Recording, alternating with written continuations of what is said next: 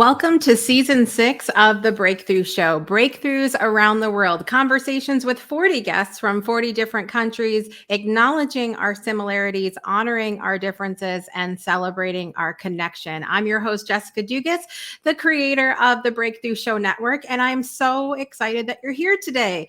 So for season 6, episode 12, I am thrilled to welcome a new face to the show. Our guest today is the founder of the Calm Self Foundation, encouraging conversations to help people embrace life fully. We all need to do that a little bit more, I think. His latest project, the Dream Book Project, is a self-coaching tool to help people manifest their path to joy, peace, and contentment using poetry and reflective questions. Representing the country of England, please welcome Frank to the show.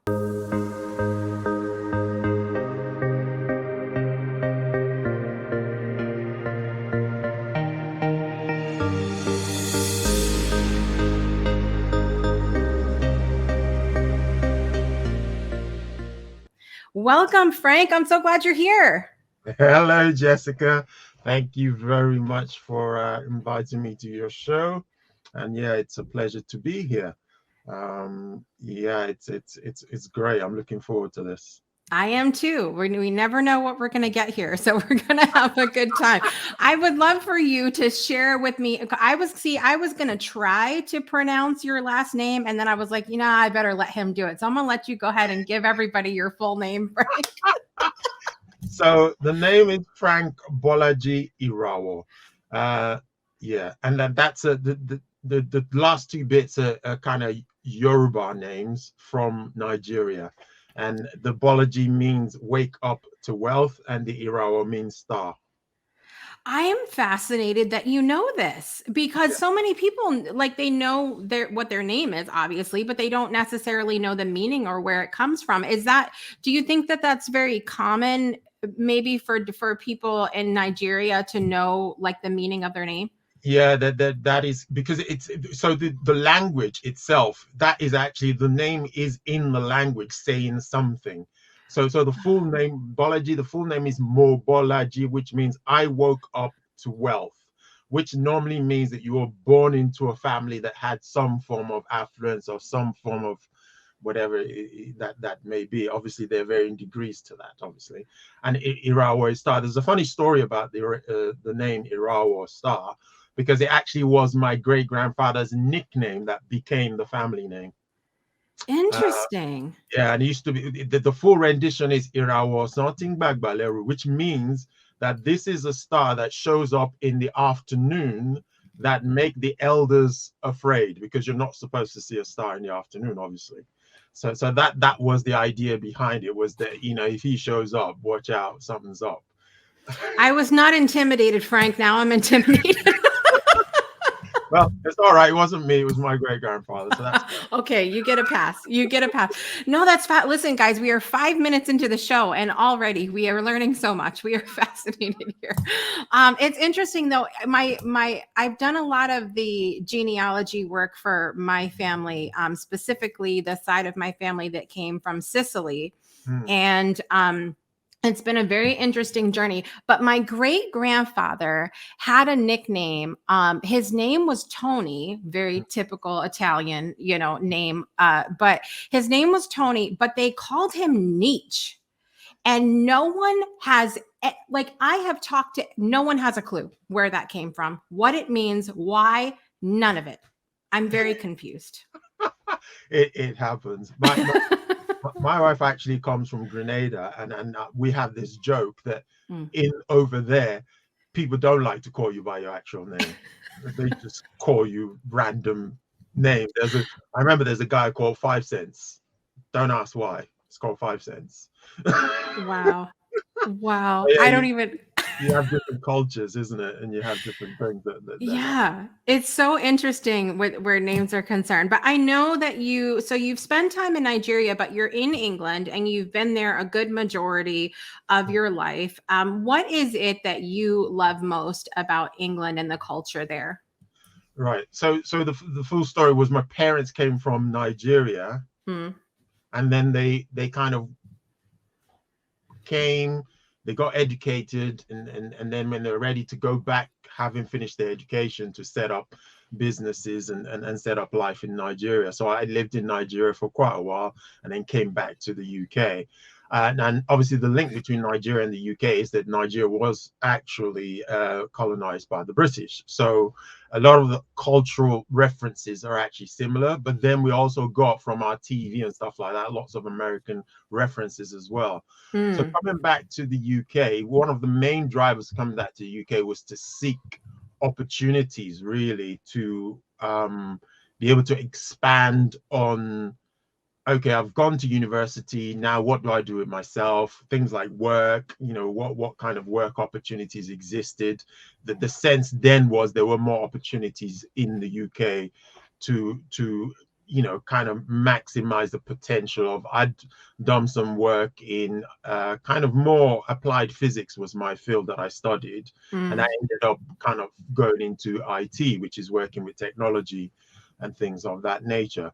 So with the English culture, some marked differences that I certainly did find were this whole idea of there was a softer edge to them. Mm. So which was the idea of, okay, there was more show of emotions. I remember going back to Nigeria actually with my now wife, who we were then just fiancés, and when we're holding hands in the street in Nigeria was like an event, whereas over Mm. here, I think nothing about it. That there was that element of it. There's also that element of children to be seen but not heard kind of thing back there. Mm. Whereas over here, there's a lot more of a bridging of those generations and a lot more openness to you having a voice. Now, obviously, there's a balance somewhere where, okay, you then still, there's a sense of respect. I remember over there, you'd have to say, like, if someone was older than you, and this gets very confusing, you call them auntie, you call them uncle, even Mm. though they're not actually your aunties and they're not actually your uncles, Mm. right? But over here, you get to call people by their name, and it's considered sacrilege. So how dare you call someone by their name? So that's where you get that cultural overlay there. But Yeah. what opens up the door to is that actually, if you respect people, as in how you relate to them, then also it means you have cross-generational conversations, and there is more access to learning both ways. So Mm. the older people are learning from the new things that the younger people and the world they're living in, and also the younger person is respecting the wisdom that the older person brings to the table. Mm. I love that. And you know what's interesting? When I was little, I had really close friends of the family that I referred to as aunt and uncle, or auntie and uncle. And I actually did not know a couple of them were not my actual aunt and uncle until I was later, but they were just really good friends of my mom or my grandparents or something like that. So it was kind of a term for endearment, but I didn't know because I had friends that were like, they're not actually your uncle. Like, and I'm like, what do you mean? Like, no idea. But it was one for me, it's a term of endearment. Like Yeah. I see that it's like if I'm claiming you as my family, even Mm. though you're not my God-given family, I can make it so. And so it's very similar with my kids now. I'm like, there's Auntie Sarah and there's Yeah. everybody, and so I can maybe pulled that from somewhere. I don't. It's possible. And another element of kind of over here, the things that we take for granted now in the UK, which Mm. wasn't the case in Nigeria, infrastructure was a big element of it. So the Mm. things that you expect to work because it's there. So electricity is something we take for granted. Running water is something we might take for granted. And the idea of, okay, this is someone is being paid to do this job, and actually there's a good chance they might do it and not expect something else to happen in order for it to take place, Mm. so there was a lot of it come in here and come into the infrastructure and seeing, okay, well, actually this everything is on it, there's a timetable, and this is meant to expect to arrive here, and you can rely on this happening here, and if it doesn't happen as an exception.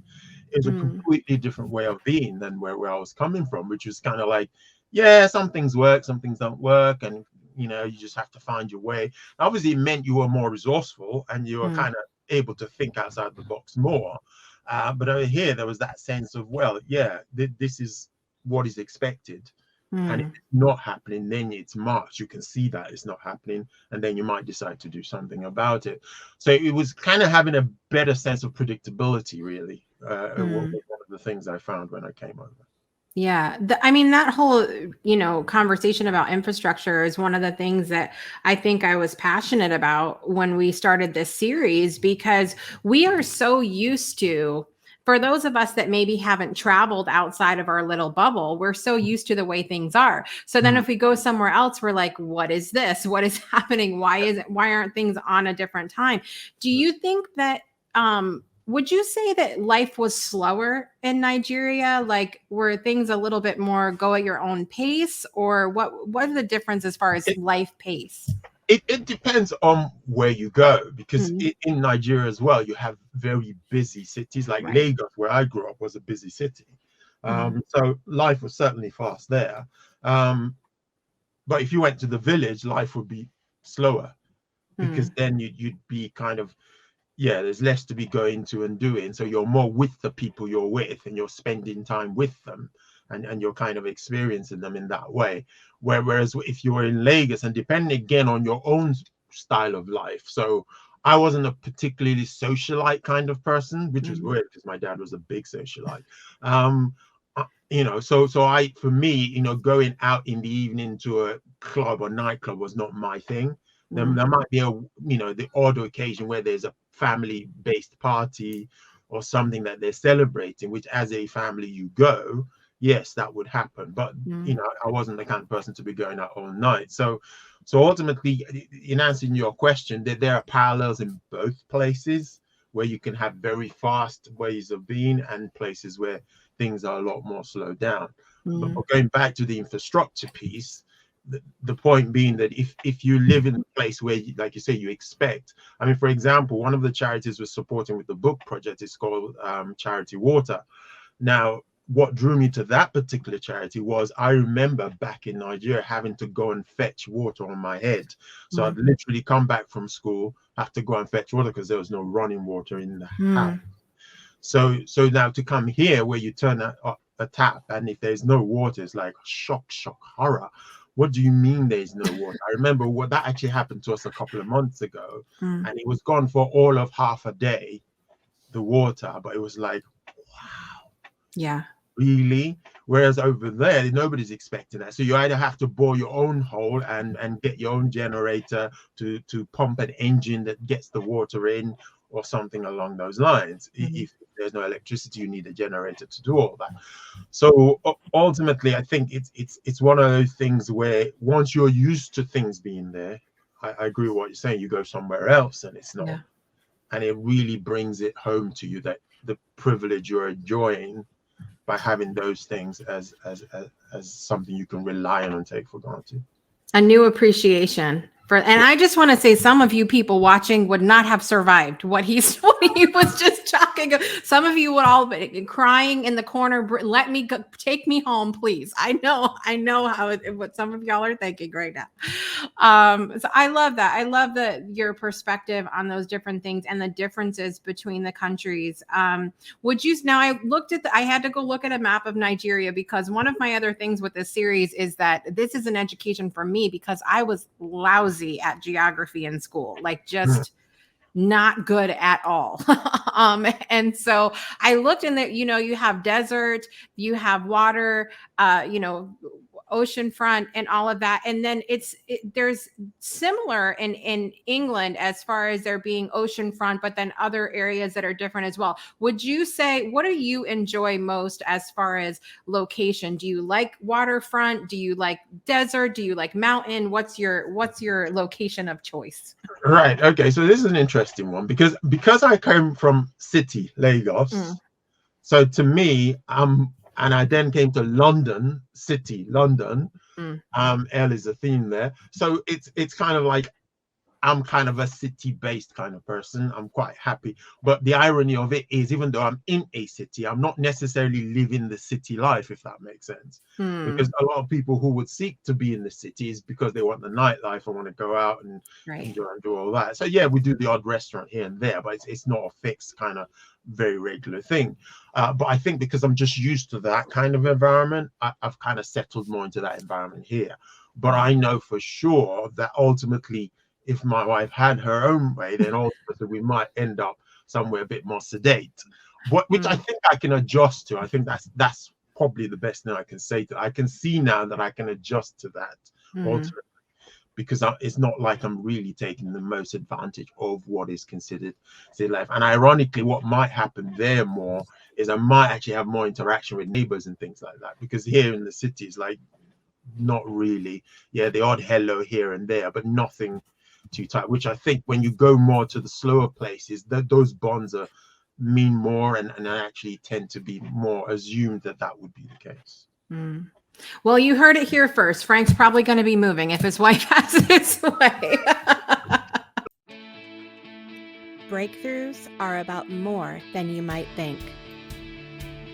They're about discovering who you are, digging deep, reaching to the core of your soul. They're about healing yourself, understanding your beliefs, creating a ripple effect. And it's not just those initial moments that matter. It's about using them to bring more joy into our own lives and the lives of others. It's about having fun, letting loose, enjoying every moment life has to offer. It's about finding a safe space. It's about creating connection.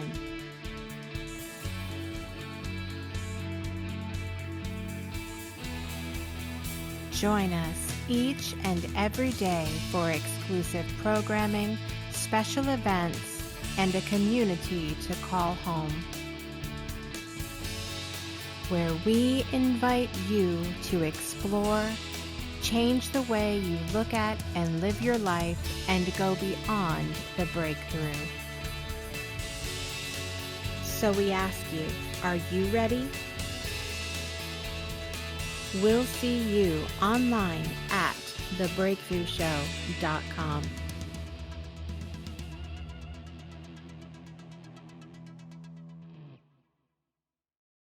Well, I would love to get into a little bit of your story, your background, what you do for work, and all of that good stuff. Your company, I found really fascinating. So you are the Calm Self Foundation, and immediately now we're all taking a deep breath and reminding ourselves of how wonderful calm can be. What made you get into this type of work, this focus on self? Right. Okay. So there's no short answer to that question, so I hope you're ready for this story. Speed it up, Frank. So okay, so I as a person have always been involved in spiritual communities, which have to do with kind of people being in more church-based environment, I would say. And from that environment, I kind of found myself always interested in how can I help people, because people would be drawn to me to ask my advice, what to do, things like that. And I'd be the person kind of giving them advice, if you like. And I was always thinking, well, why we ended up in all these predictable situations? What can we do to be better? So I'd always look at things like psychology, personal development, spirituality, and just how do they all work? It was always something that intrigued me. And then one day I made up my mind that I'm going to find a way to make money that would replace my current income, because then I was in tech, I was doing engineering, then project delivery. And I was thinking, well, I want to be a full-time person who helps people. So I'm going to start doing all these things to earn money. So I was going to do real estate. I was going to do investing in stocks and shares. What else? Who knows what else I was into. Anyway, I came across all those things I was going to do to earn money so I can go on full-time, help people. My plan was to set up a coaching office somewhere on a side road. I never really thought that one through, whether I was going to have a sign at the top somewhere say, "Pop in, coach here, I can sort your life out." I'm not quite worked out what, but anyway, that was the plan. Cut long story short, I ended up, things went the wrong way. Somehow this idea and the pressure I put on myself to generate this income triggered things in me I didn't even know were there. So I ended up making decisions that, you know, in the cool day of light, I don't know that people would make. And I ultimately ended up almost bankrupt. So that was where I ended up. So when I got to that point, that was the point where I was looking over the precipice and going, if something doesn't change, this is going to be over. And I don't think that I could see myself in a position where my family now is destitute because of things that I've done, right? So that for me was the turning point, because it got me looking inside to say, what's happening inside of me that's meant that I've taken things that I can see that other people have made money in these things I'm trying to do, but I found a way to snatch defeat from the jaws of victory. What does that look like? How have I managed that? So that caused me to reflect. I started journaling and I started reflecting, and that's why the book is actually written in that format, because that's what I had to do. It's effectively my story in poetry, saying, okay, look, this is what happened. And actually, if you don't mind, I'd like to read the piece that tells that summary. Yes, absolutely. What that does is it kind of encapsulates it perfectly. If I can get my glasses around my head, that would be a good thing, wouldn't it? Right, I call this piece Mythical Beast. Searching for that mythical beast. Without it, I'm told I can't be complete. With all others, I must compete to find that which been missing of me. Untold harm incurred in its pursuit. Banks emptied, souls vanquished, once their relationships laid to waste. No rest for the soul that yearns to be filled. Countless people line well-worn paths, some crawl, some walk, while others fly. United in the seemingly never-ending quest, bent on finding and taming this elusive beast. Come what may, no matter the cost, the promise of utopia fuels the drive. This many people just can't be wrong, all hell bent in service of filling the void. Each step I take seems to bring me close, till right before my eyes it seems to mutate. Perchance the description given crafted to mislead. I dare not quit, failure, the antithesis of what I seek. Some days I arise feeling like this could be the one, catch up with that beast that fits the bill. But the promised euphoria fails to persist. Like the great Houdini, it eludes my grip. Surrendered to my fate, it never to find. Taming that mythical beast was never mine. Returning home in despair only to find the beast was always here and I was it. We're And all going to have a moment with that now. Beautiful. It's beautiful. It so wonderfully describes your experience, but it's so true. yeah, and really, the beast was what we call success. That was what I was after. I was saying success looks like me having this much money in the bank. Success looks like, you know, me being a famous this, or me being a popular that, or me having an abundance of this. And it was that trying to live from the outside in, to me, was the breakthrough revelation that no, life is experienced from the inside out. And everything that I was seeking to be, I already was. I just wasn't seeing it as so.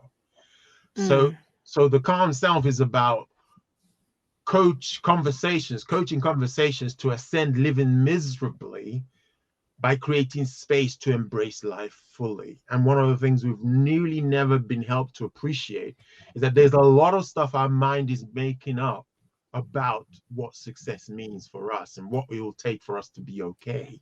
That we then go and do all these other things and end up creating more pain and more suffering, rather than rejoicing and reflecting what we already have, and then coming from that place and doing what the universe unfolds for you to do, which is Yeah. to move into the space of, and there's three elements to that work. One is clarity, which is what I've just talked about, being clear that you're not your mind, and you are the one who sees and observes the mind, and therefore the mind is a great servant of us.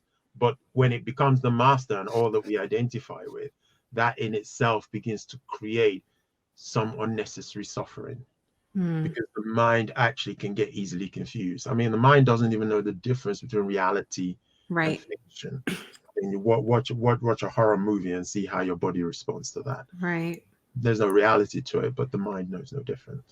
And then the Yeah. second thing is about enriching relationships. When you understand yourself and you understand that your mirror, that your relationships are just a mirror of yourself, then when you work on yourself, your relationships get better.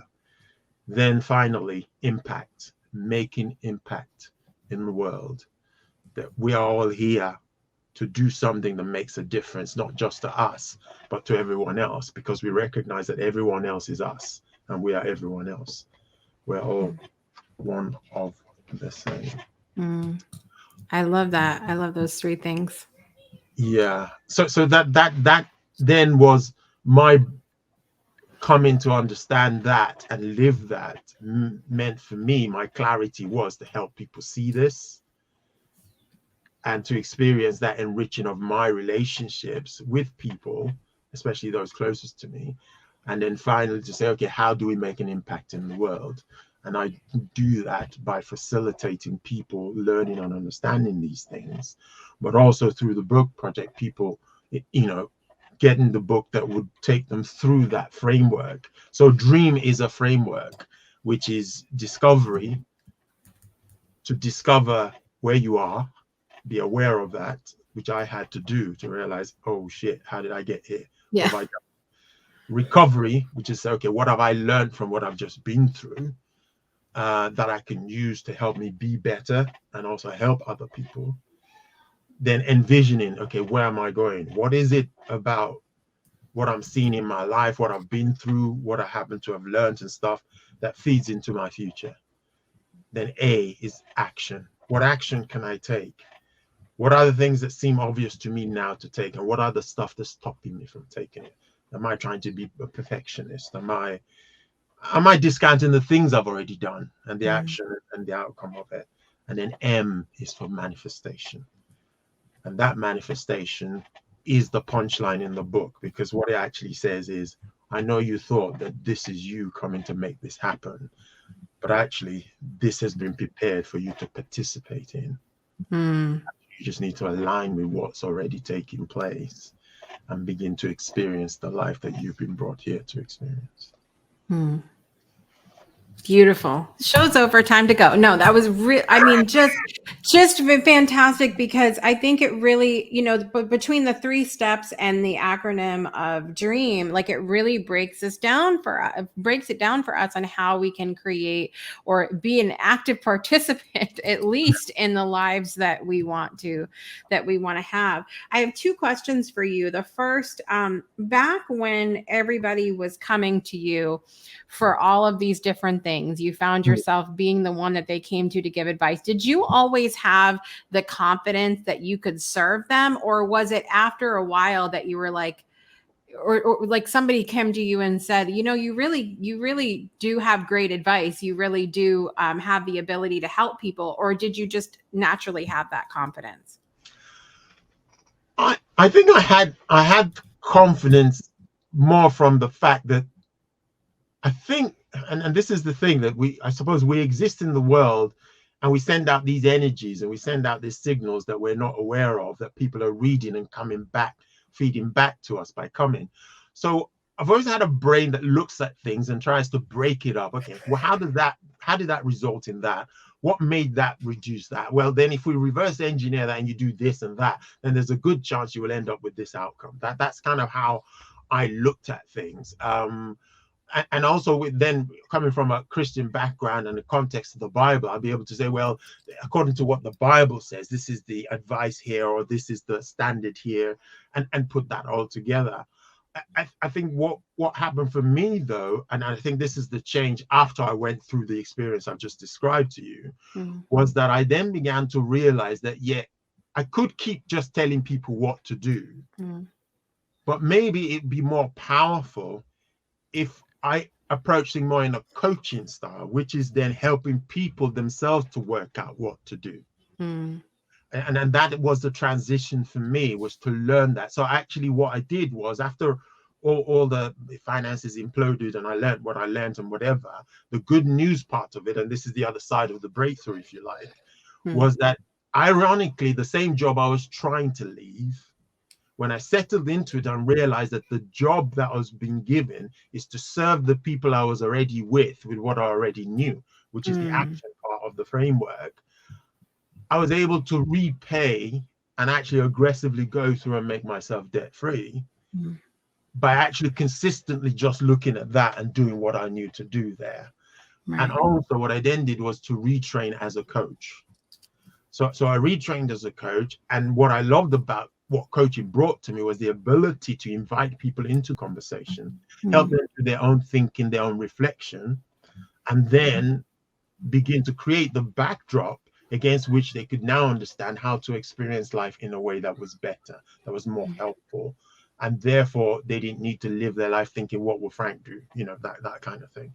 So, yeah. that for me, that is where I found myself, is where, okay, I created the book to say, this is how I made it through. But I'm not saying you go and do this. I'm saying, okay, that's why poetry is such a powerful thing, because it puts it out there, but it's not telling you what to do. It's just saying, consider this. And then what in the book, we have reflective spaces where you then write and say, what does this mean for me? Mm, And then what that does is take you on a journey, your own journey. And that journey then begins to implode. Now, some people that will be good enough for them, and mm, that's a great thing. And the fact that the process from it now help charities makes a difference, that people are drawn to that. But also, if people then want someone to work with them on that, either in a group setting or one-to-one, then that's where I also can work with them in that regard. mm. Your level of focus is incredible, and it's something that I've seen so often, even with myself. Like I love all the things, and I want to do all the things, um and and we see all the time. I even called this out a few episodes ago, where there's so many people, and I'm gonna call you out again. You're Hmm. watching this show and you have purchased 20 programs this year, and you got your credit card out ready to purchase another program, and you haven't even touched the ones that you have already. And so I love the part of your are you calling yourself out today? I am calling myself out. That was my, I literally, was it a year ago or 2 years ago, I thought, nope, Yeah. that's it, done. Yeah, yeah. Done. But even in the story you're telling, though, you have a level of focus that I think can be a challenge for some people to, like, Mm. if you're completely in debt, you're like, oh, here's 20 programs that I can buy to help me get out of debt. Like, what kind of sense does that even make? Because you're spending more money and you're not focusing on the things that you need to be doing, which is paying off your debt and doing all of that. So I commend you for your level of focus. The one thing I wanted to and I'm hoping this is not going to push us straight into the rabbit hole here, but when you were talking about the impact in our relationships, and you meant, or the impact that we have in the world, and then saying, because we are everyone and they are us, that realization. Mm. There's some people listening that just turned off this TV when they heard that, because with all of the stuff going on in the world, I think we've really struggled with this as Mm. humans the last couple of years, specifically, of going like, they are horrible people. I can't possibly be them, and they are definitely not me. And like, how do you feel like you can get people to understand this when we are so hostile as humans lately? Yes. So that's an interesting reflection. So here's the thing about that. We only ever experience ourselves, Hmm. and we experience, because here's the thing, when you're seeing internally. All the seeing that we do is internal. It's our brain that interprets what things are to us. Hmm. So when we look at other people and we make judgments about them, those judgments are our judgments about those people. And that the amount of the energy that we devote to that often comes from how we feel if those things were to be seen in us. So they're actually things that people call the shadow work in some fields. So it's kind of looking and say, okay, what am I resisting in myself? And that is what I'm most ambivalent about, or what I'm most vicious about when I'm looking at someone else. So that is one context. The other context is that ultimately we all came from the same source, if you like. And we are, someone put it this way, we are all the universe playing dress up. So the work of a mirror is to bring outside of you that which you are not seeing from inside of you, so that you have a reference point outside of you from which you can look at it. Now, if we look at all the things that are happening in the world today, no matter how horrible they look in their effect, when you go back to the source of it, I can guarantee you will find this idea that someone somewhere believes that if they can just achieve this thing outside of themselves, it will help them feel a certain way. So even if we look at the war and say, okay, what's motivating the war? What's motivating that? When you boil it down to its nearest point, people are trying to do something to achieve an outcome outside of themselves that they believe will deliver an outcome within themselves. And if they already knew that they were okay if nothing else changed right within who they really, really are, not in the brain or their mind, but in their true essence of who they are, which that essence, there's only one essence in the universe, which is manifesting itself in different forms. That's what I mean by you are me and I am you. Then whatever I'm seeing in you, I'm using my eyes and my framework to see. So that thing needs to exist in me first. Does that speak into that? Yes, it's so good. And I hope everybody has been taking, I have been writing so much. This is the most I've written, I think, this season, which is so good. Thank you, Frank, for bringing your perspective on all of these life things. And I think it's so important for us to continue to work on ourselves, because that's how ultimately we're going to see change in the bigger picture in the world, is to continue to say, well, what can I do with me today? Start with ourselves, start within our own homes. I think it's a great place to start. Imagine a world where every child gets a great education. Educating all children is the only way to end poverty. This is what the Weiss Scholarship Foundation is working to accomplish. Our 6 staff members, our mentors and coordinators, who are on the ground in Kenya, are totally engaged in every aspect of our students' lives, so we can give them every opportunity for success. In just a few short years, we have already awarded 141 scholarships. We send children to high school who would have never gone without our support. And then we help them go on to either university or vocational school. We have already scaled our holistic business model to 4 locations and are ready to scale it to many more. Today it's Kenya, but tomorrow it's more countries. Please contribute what you can today. You can make a one-time donation, a recurring donation, or choose to sponsor a child all on your own for all 4 years of high school for just $3,500. Go to our website, www.weissscholarshipfoundation.org. I would love to get to our 10 quick fire questions today. Frank, are you ready?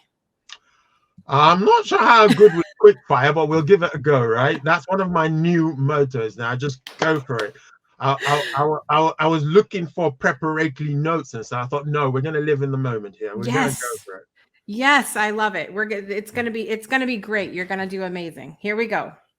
Number 1, what is your morning beverage of choice? Water, funny enough. Number 2, when are you most productive? At night. You night people, I don't know what to do with you. Number 3, which season is your favorite? I would say about spring.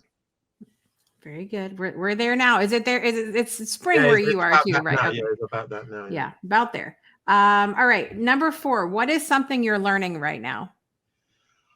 I am learning to be okay with things as they are, not keep trying to change it because I'm dissatisfied. Fellow fixer, I can resonate with that. Number 5, what were your best and worst subjects in school? My best subject and my worst subjects are actually the same, which is interesting. So at one point, maths was my worst subject because I had a bad teacher. And then the following year after that, got a great teacher, and it became my best subject. I love that. Turning it around. Good job, Frank. All right. Number 6, what scares you? The unknown, what I haven't done. If you ask me to come and do something that I've not done before, I start reaching for how can I prepare myself. I don't want it to come in cold. So, and that's one of the things I'm learning to lean into. You're doing a good job. Why didn't Jessica send me these 10 questions before we came on the air today? All right. Number 7, have you ever been in love? Yes, I have. Very good. All right. Number 8, what inspires you? It's making an impact in the world inspires me. I just love that idea that you can live this life knowing that people, I mean, my grandmother is my greatest inspiration, basically.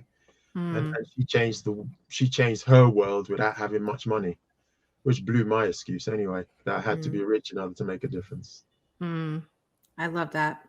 All right. Number 9, if you have any, how do you enjoy your downtime? Oh, that's interesting. I'd have to create the downtime first. Yeah. We'll come back to this on another episode.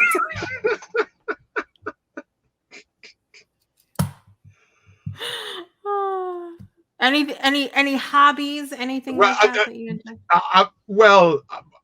Okay. If you can say watching YouTube videos as a hobby, I think it's an addiction rather than a hobby, which is kind of why I'm sidestepping it.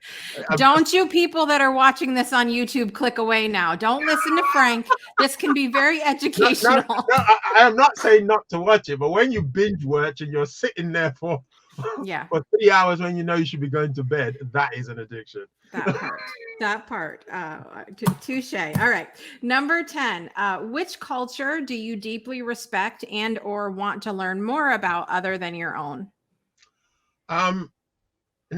This is slightly cliche, and I'm probably being lazy here, but I would say the Eastern culture way of looking at life and looking at things, I think has served me more, and I've learned more from that. And a lot of the work I do is based on that perspective, to be fair, because I just think there's so much overarching wisdom in what they say, which is beyond mine. I think because Western culture is so focused on things you can manufacture, things you can control, and kind of having manageable, and it's reduced us to that kind of cookie cutter kind of way of looking at life. Whereas the whole holistic kind of thing and looking beyond the obvious and stuff like that, to me is much more powerful place to come from, and more free. I love it. Yeah. Well, you did it. You did it. That was it. That was all 10. You survived. You're still here with us. You see, it's never as bad as it's claimed. That's it. That's it. I try to keep it simple, but some people they're nervous about this. They're like, "Are you you're gonna send me the questions before, right?" Nope. No, I'm not. Oh, Frank, it's been so amazing having you here today. I know we want people to go check out thecalmself.com. Make sure you go to thecalmself.com. What can people find when they go there, Frank?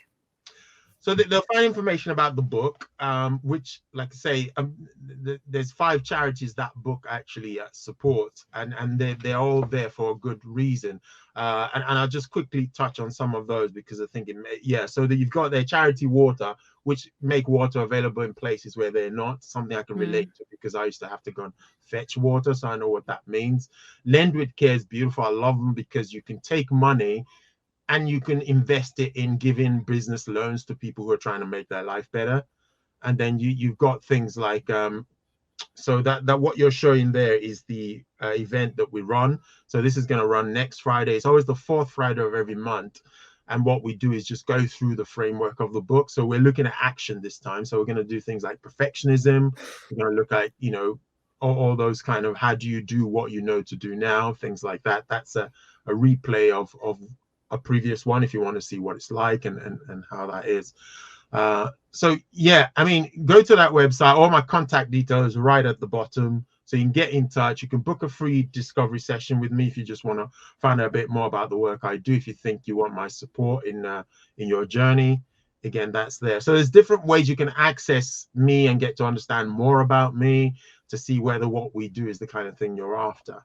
And Jess, can I just read one more piece if that's all right? Because I Absolutely. think it encapsulate the what we're out to do and what I'm encouraging people to involve and get involved in.